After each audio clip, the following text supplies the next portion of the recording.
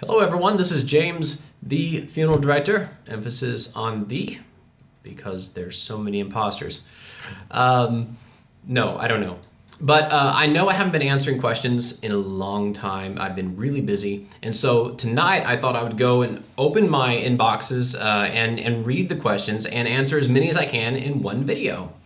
And I'm gonna do this right now while I have free time. So it's gonna be raw, it's gonna be unedited. I don't actually even have time for editing right now. I'm just gonna open up the questions one by one and hopefully answer them. And if you have left me a message on where it's on the public or like a comment, I'll read your name. If not, if most of them seem to be private inbox messages.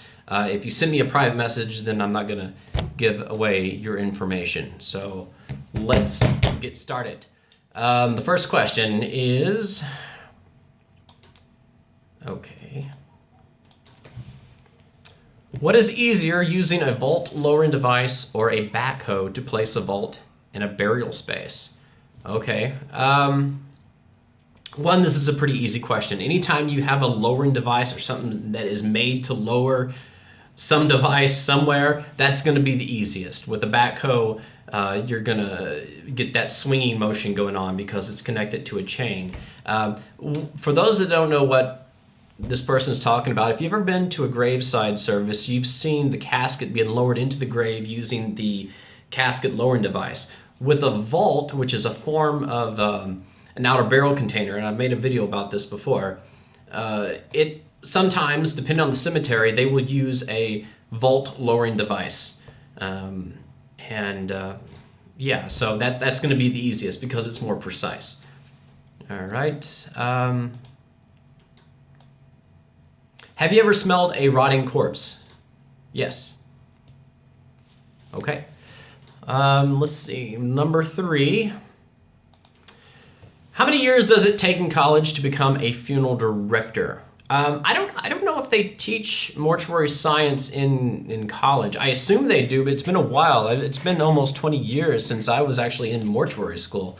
Back then, we had to go to a mortuary school that was just for mortuary science. And I know they were not connected because the credits that I graduated with, I couldn't use anywhere else, uncredited hours. But you do, if you go to the mortuary school or that trade school, it takes about 15 months, and that's for dual license at funeral directing and embalming, and you graduate with associate's degree of applied science, and that's here, in Dallas. And so I can't speak for every, state anyway, in Texas. And I can't speak for every school, or if there's colleges now, and of course now they have ways of doing it online, and I assume it's the same amount of time. So you might have to get a hold of your local, if there is a local mortuary school, and call them and ask them. So let me open up the other one. What is the average cost of a funeral? That depends on where you go, I guess. And I don't really know the average cost of a funeral. I assume it's here in Texas. If you go to an independent funeral home as opposed to a corporate-owned funeral home, or it's going to vary a lot. One of our best packages with everything included is $4,500. Of course, $4,500 may not get you a lot other places. So that's just really going to depend on where you go. Let's see. Where am I? Okay, this person wants to know, when did the U.S. start using burial vaults? Maybe I should have edited this. The funny thing about burial vaults, and I assume you're talking about outer burial containers, because the burial vault is just a form of outer burial container. That's really only a 20th century type thing. I think the earliest one known was, I think, the late 1800s. You can correct me if I'm wrong, but that was a company, manufacturing company, that just wanted to put something on the price list to sell, really. They didn't really, no one used it. They just wanted to add something to the price list. And it was only the 1930s where I remember the guy was named Wilbert, because there's a Wilbert vault company, and I'm not sure if they're related or not, but this guy was very obsessed with the ancient Egypt's way of preserving bodies. And his big thing was that he wanted to create a sealed vault that would protect the casket from water and bugs and things like that. And so really, they didn't really catch on until the 30s, and that's just the beginning. So I would say 40s, 50s is really kind of when funeral homes started using vaults, and that's the cemetery, really, not all the funeral homes, but that's now it's depending on the rules and regulations of that cemetery. Not all cemeteries use or require a vault, but a lot of them do. So let's go to, I don't even know what I'm on. When a person wants to be buried in a mausoleum, whose job is it to build the mausoleum? Well, it's the funeral home that owns the cemetery, and if there's not a funeral home that owns the cemetery, if it's standalone cemetery, then it's the cemetery. It's their job. Not really much more I could add to that. So I'm going to open up the next one. Let's see. Does your funeral do cremations? I guess you mean, does my funeral home do cremation? Yes, we do a lot of cremations. So yes, the answer is yes. The next question, what's the standard temperature used to cremate? I made a video about this, and I know it's on Instagram, and I'm pretty sure it's on Facebook as well. On a typical body, normal anyway, it's usually between 1400 to 1800 degrees Fahrenheit. And yeah, definitely go and check the video out of, I talk a lot about this, and I'm not going to get into that now because I know I have a lot of questions. So this person asked, do I know who Caitlin Doughty is? Oh yeah, she's a funeral, I think a embalmer or a mortician who's very popular on YouTube, answers a lot of questions. So yeah, I've seen her. I don't know her personally, but I've seen her videos. Oh, this is a good one. Do you believe our society has ignored death and the dead? I don't think our society has ignored death. I think our society shies away from death. And I talked about this a little bit on a video I made where I ran into something like this at a nursing home where they did not allow us to park in the front because we were in a hearse. In American culture, it's kind of out of sight, out of mind. You know, if you don't talk about death, then it kind of doesn't exist. We're taught kind of to shun it, almost like being divorced in the early 1900s, I guess. And it's still that way in a lot of places. They will wheel people into their rooms and hide people from the sight of the funeral directors or the hearses, or just death in general, because it's still a touchy topic here in the United States. So I don't think it's really ignored, as it's just kind of shunned, I guess. That's my answer. I'm sticking to it. Okay, this person, what is the range of decomposition starting from day one to when the body is completely bones?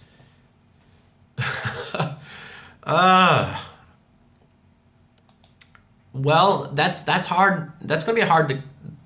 I know the process, but as far as how fast it happens, that's going to depend on a lot of factors. That's going to depend on if they were embalmed, if they had an autopsy, if they were sick, mostly the climate. You're going to start with the initial decay, and then that decay will go into putrefaction, and then what's called black putrefaction. And eventually, what was that? It was some sort of fermentation. Can't remember the exact name, but it goes into a fermentation process. Anyway, the end result is what's called dry decay. And I've seen, if you've ever visited, looked up body farms, They talk a lot about this. Usually, like when animals are left out in the wild, it depends on the climate, anywhere between 50 to 365 days, I believe, that it will take to get to that final process of decay. And there's so many factors involved with that. And so, and you really won't know until you disinter someone because there's too many factors involved. A lot of people ask me that question a lot in some form or another. What does my family member look like right now, or are they bones now? And the thing is, you don't know. There's no way of really knowing. There's too many factors involved with them, with the climate, with how they were buried, where they were buried. The only way to know for sure is you'd have to do a disinterment. So let's go to the next one. Can a corpse still bloat and purge even if it has been buried in a casket and vault, and even if it has been embalmed? Yes, it can.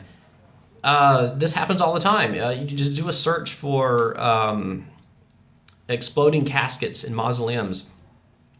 There's a certain bacteria, I can't remember the name of it now, but there's a certain bacteria on the body that basically thrives in low oxygen environments, especially no oxygen environments, which is what you would find or very close to in a mausoleum.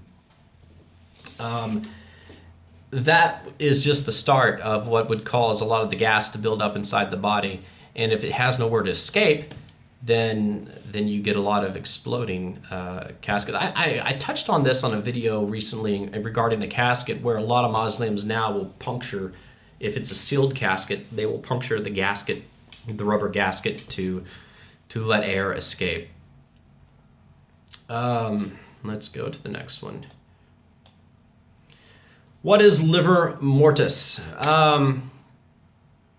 Not rigor mortis, but livor mortis. I'm surprised someone just didn't look this up. That's sort of a hypostasis. It's how do I explain this? When your heart stops beating, your blood is not flowing through the body like it normally does. And so when you die, the blood will gravitate to whatever position you're in. It will gravitate to the bottom. Forensic examiners, they'll use this sometimes for investigations. So say like if you were found in the prone position, but for some reason all your body is, all the blood has collected, the discoloration, the purplish discoloration is all on your back, then they can tell that someone, you originally died in the supine position. I'm getting my positions mixed up, and then someone later moved you. But basically, it's a purple discoloration of the body. And I remember in mortuary school, I can never remember the name of this, so I called it dead purple, and I actually used dead purple in one of my old email addresses. But it's basically where the blood will collect to the lowest portion of the body. So if someone is found face down, they'll see a coloration where the blood is collected on the face, like that. But yeah, you can do a search. I'm sure it's not really hard to find. Let's open up another one.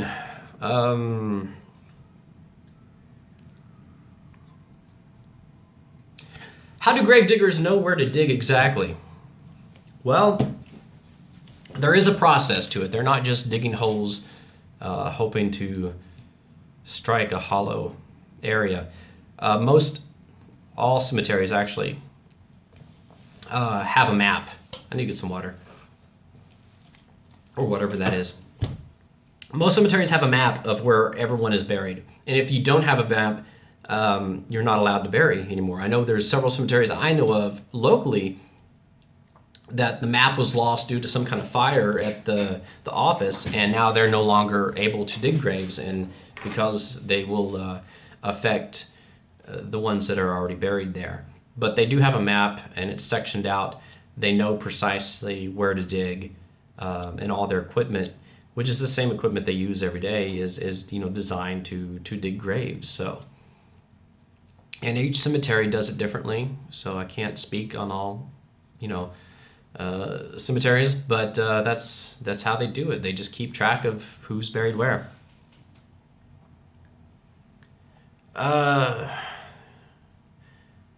Someone asked, what is the process of decomposition in the casket from embalming to bones? This is, I should have read this before. I just touched on this. You know, it's too many factors to answer that. Just go back to the previous couple that I did. Let's see. This person actually sent me a message, posted a comment. It's me, Chloe. So Chloe, I assume. I'm 16 and leaving school. You're leaving school at 16. Wow. And wanted to go into funeral directing industry, but I'm not sure how to get the qualifications, etc. Please, could you give me some advice? Thanks. I live in the UK. Okay, Chloe, what part of the UK? Are you in England or Wales or? Not that I would know either way. You know, Chloe, here in the States, you have to pass what's called a state board exam, depending on what state you want to be licensed in. So each state has their own rules and regulations. So I can't even imagine what overseas would be like. So I have no idea. The best advice I can give you is contact your local mortuary school and ask them what qualifications. I can only speak for my past, my history, which was in Texas. At the time, you know, we had to graduate high school and have a high school diploma, and then we also had to pass what's called a TAPS test. I'm not even sure if the TAPS test is still around, and I don't even know why I remember that name. But there were certain qualifications for that. I know that they would take some college credit for their math and math classes, and I think we had some English and other things like that. I mean, it's been a long time, but just call your local mortuary school and ask them what the qualifications are, because I wouldn't know. Let's see, this person. Hold on, I'm going to read these because I feel like I'm repeating myself a lot.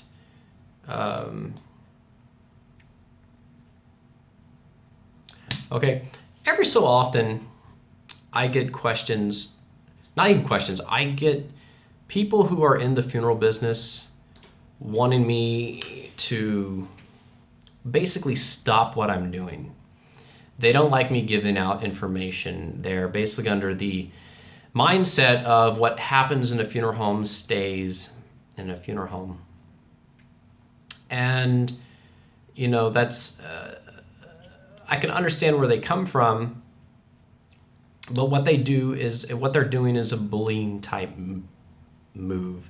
It's basically saying, I disagree with what you're doing, please change for me. And I'm not about that. And one, my pages are not, they're not here for shock value. I'm not posting grotesque pictures. There are plenty of sites online that would do that if that's what you're into. My page is definitely not one of those. If for some reason you do not like what I'm doing, just don't follow me. You know, if you have opinions on the way other people should live their life or what they should do with their own pages, you know, kind of take Gandhi's stance on that and just be the change you wish to see in the world. It's really all I can tell you. Because telling other people how to do or what not to do is is basically the complete opposite of starting any type of conversation.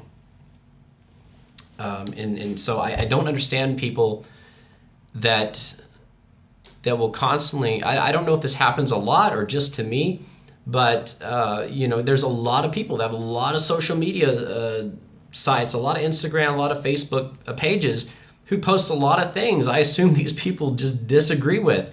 And I keep wondering if they go to other people's pages and just basically everyone they can find that they disagree with, send them messages asking them to stop or to be a certain way. And here's the thing I will promise to everyone is that I will always give you the 100% God's honest truth, no matter what, even if it doesn't benefit me at all. That's what I do. I answer questions because I think people have a right to know what happens to their loved ones. People have a right to know that, well, basically, if you go and buy a car, don't you want to know everything that's happened to that car? And you're dealing with people's families, so you're going to want to know every step of the way. Who are these strange people that come to the hospital or the house and take my mom or dad? Where are they going? What are they doing? What is my mom and dad? Where are they at right now? That's the kind of things I answer because I know it's the kind of things that I've wondered about when I was a kid and I lost basically all my family. So, you know, that's... you don't stop sending me messages asking me to not to divulge information or keep things from the public secret. That's not what my page was about. So when you're telling me not to do that, you're basically telling me to stop doing everything that I have created here. In fact, just because of that, I think I'm going to make my next video. If you've ever been inside a funeral home or shop for caskets, you know one brand funeral homes love is Batesville. And I don't know why. The fact that their caskets are the best is very debatable, and I have nothing against Batesville. I actually use them sometimes. But I actually have a price list. I have a Batesville price list from what the Batesville charges us, the funeral home, for caskets.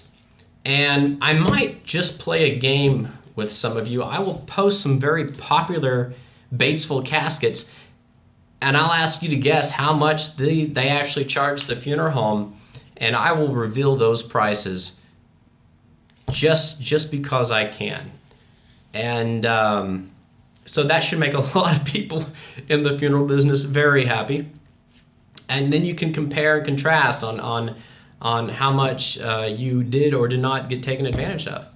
So I think I'll do that. I think I'll do a video like that for every video I get from someone wanting me to take my stuff down, my information down.